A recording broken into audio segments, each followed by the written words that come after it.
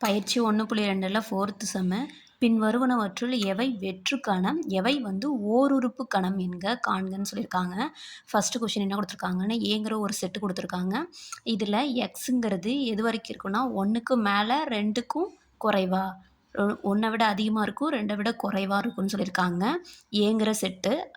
அப்போ எக்ஸுங்கிறது என்னன்னா, நேச்சுரல் நம்பர்ஸ்ன்னு குடுத்துருக்காங்க. அப்போ நம்ம இதிலருந்து ஏங்கிற செட்டு எந்த நம்பர் வரைக்கும் அமையும்னு பார்க்கணும். நேச்சுரல் நம்பர்ஸு 1லேருந்து எக்ஸெட்ரா இன்ஃபினிட்டி வரைக்கும். அப்போ நான் எக்ஸோடைய வேல்யூஸ் எதோட டிஃபைன் பண்ணியிருக்காங்கன்னா, 1க்கு அதிகமாகவும் 2க்கு குறைவாகவும் இருக்குன்னா, அப்போ உள்ளுக்குள்ளே வேறு எந்த நம்பரும் இருக்காது. ஏன்னா 1, 2 தான் அடுத்தது. அப்போ இதில் எந்த வேல்யூஸும் இருக்காது. இது ஒரு வெற்று கணம். அப்போ ஃபஸ்ட்டு சம்மு ஏங்கிற செட்டு என்பது ஒரு வெற்று கணம் அப்படின்னு சொல்லி எழுதிக்கலாம். ஏங்கிற செட்டுங்கிறது ஒரு வெற்று கணம். அடுத்தது செகண்டு, பிங்கிறது 2ஆல் வகுப்படாத அனைத்து இரட்டைப்படை இயல் எண்களின் கணம்னு சொல்லியிருக்காங்க. 2ஆல் வகுப்படாத இரட்டைப்படை இயல் எண்கள்னால் என்னன்னு தெரியணும். அப்போ பிங்கிற செட்டு எழுதிக்கலாம். இப்போது அதில் என்னென்ன இருக்கும்? 2ஆல் வகுப்படாத அனைத்து இரட்டைப்படை இயல் எண்களின் கணம்னு கேட்டிருக்காங்க.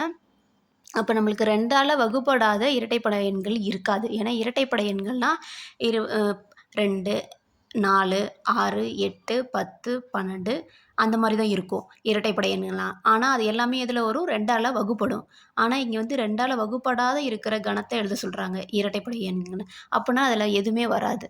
ஏன்னா இரட்டைப்படைனா 2, 4, 6, 8, 10 இது எல்லாமே 2 டேபிளில் டிவைட் ஆகும், வகுப்படும்.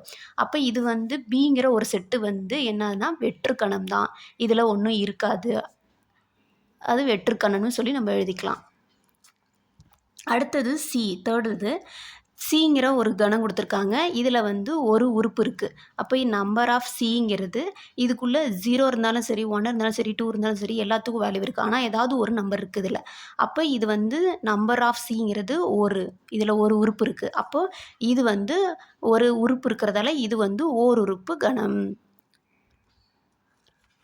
ஓருறுப்பு கணம் அப்படின்னு சொல்லி எழுதிக்கலாம்.